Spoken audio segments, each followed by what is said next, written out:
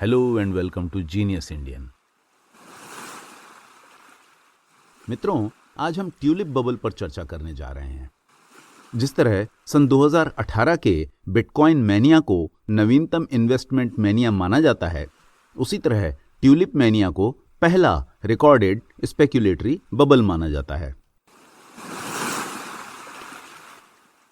Tulip bubble सन 1929 के wall street crash से लगभग 300 साल पहले हुआ था, लेकिन सन 1929 के वॉल स्ट्रीट बबल और सन 1637 के ट्यूलिप बबल के बीच काफी कुछ समानताएं हैं।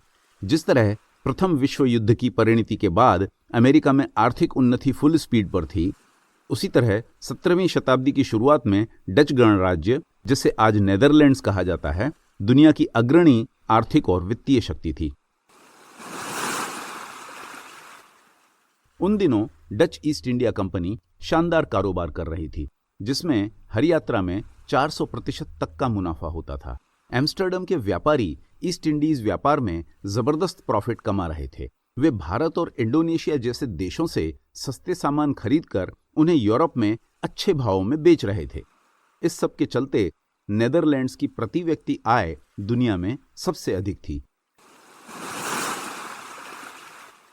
और जिस तरह अमेरिका में विभिन्न उत्पादों के आविष्कार के कारण समृद्धि आई, उसी तरह नेदरलैंड्स की समृद्धि ने पूंजीवाद के आविष्कार की नींव रखी और नेदरलैंड्स को ही दुनिया की पहली पब्लिकली लिस्टेड कंपनी बनाने का श्रेय जाता है। जिस समय अन्य यूरोपीय देश गरीबी से जूझने के तरीके ढूंढ रहे थे, डच लोग एक नए मध्य वर्ग का निर्माण कर रहे थे। इस समृद्धि के चलते नेदरलैंड्स के लोग फैंसी कपड़ों पर और दुनिया भर से इंपोर्ट किए हुए स्पेशल और महंगे लग्जरी प्रोडक्ट्स पर दिल खोल कर खर्चा कर रहे थे। जब कोई समाज समृद्ध होता है तो उसके लोग स्पेशल वस्तुएं चाहते हैं। जिस तरह आज के अमीर लोग फेरारी या बुगाटी कार या आईफोन या फ्रेंच परफ्यूम्स चाहते हैं, नेदरलैंड्स के अमीर लोग ट्यूलिप्स चाहते थे। हर कोई ट्यूलिप फ्लावर्स को अपने बगीचे में उगाना चाहता था और असली अमीर लोग ट्यूलिप्स की स्पेशल और एग्जॉटिक किस्में चाहते थे। और जैसा इकोनॉमिक्स का नियम है, जहां डिमांड होती है वहां कहीं ना कहीं से सप्लाई आ ही जाती है। सो कई लोग इन अमीरों की मांगों को पूरा करने के लिए ट्यूलिप्स की खेती करने लगे। नेदरलैंड्स में उगाए जाने वाले ट्यूलिप्स में सबसे एग्जॉटिक ट्यूलिप था सेम्पर ऑगस्टस।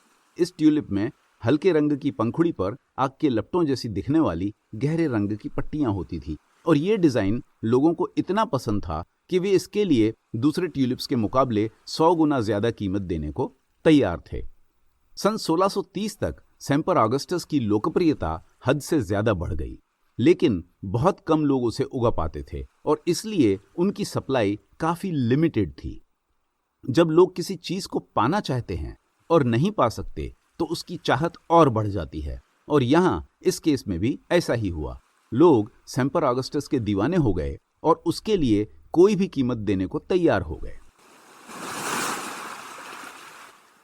हमारे देश में कहावत है, जहां गुड़ होता है वहां मक्खियां आ ही जाती हैं। इसी तरह जहां कोई बाजार जरूरत से ज्यादा गर्म होता है वहां सटोरिये आ ही जाते हैं। सो नेदरलैंड्स में भी ऐसा ही हुआ और सटोरियों ने जबरदस्त लेन देन चालू कर दी। कई बार एक ही ट्यूलिप को एक ही दिन में 10 बार बेचा और खरीदा जाता था। सन 1630 तक एक सेम्पर ऑगस्टस की कीमत लगभग 3000 गिल्डर्स हो गई। यहां यह बताना जरूरी है कि डच गिल्डर उस जमाने की एक बहुत ही स्ट्रॉन्ग करेंसी थी और उस जमाने में एक मजदूर को एक हफ्ते में 6.5 गिल्डर्स या लगभग 300 गिल्डर्स प्रति वर्ष मिलते थे।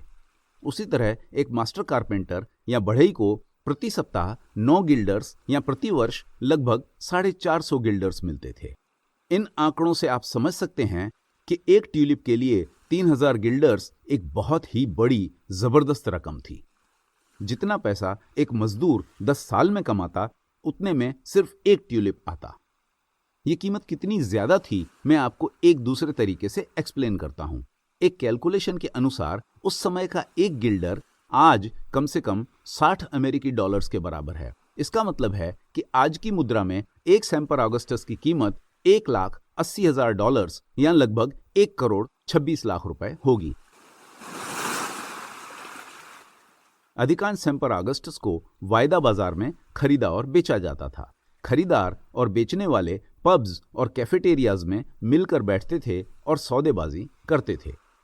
जिस तरह सन 1929 के दौरान अमेरिका में सब लोग मानते थे कि शेयरों का बढ़ना हमेशा जारी रहेगा, यहां नेदरलैंड्स में भी उस समय हर किसी का मानना था कि ट्यूलिप्स हमेशा के लिए अमीरों का जुनून बने रहेंगे।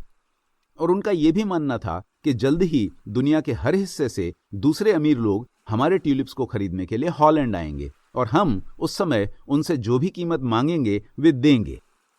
और जिस तरह सन 1929 में न्यूयॉर्क में जूता पॉलिश करने वाले लड़कों ने वॉल स्ट्रीट में शेयर खरीदने और बेचने शुरू कर दिए थे, यहां भी उच्चतम दर्जे के नोबल्स से लेकर किसानों, मैकेनिकों, सीमैन, फुटमैन, मालियों और चपरासियों से लेकर रोड पे झाड़ू मारने वालों तक ने ट्यूलिप्स खरीदना और बेचना शुरू कर दिया।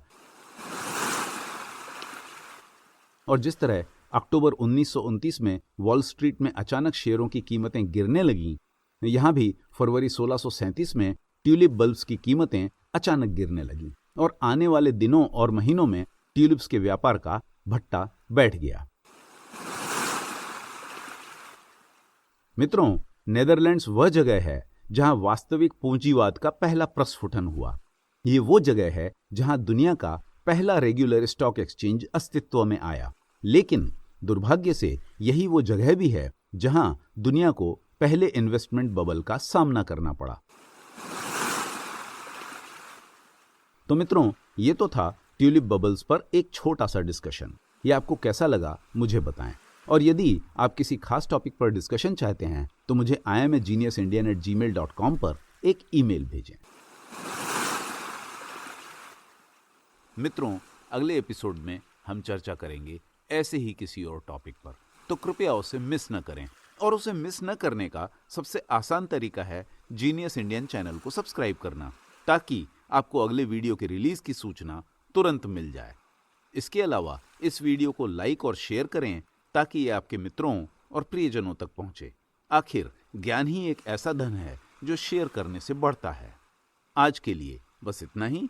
अगली मुलाकात तक ज्ञान बटोरते रहिए और उस प्रतिभा को हासिल करते रहिए जिसके आप काबिल हैं, because that's the only way you can make India genius.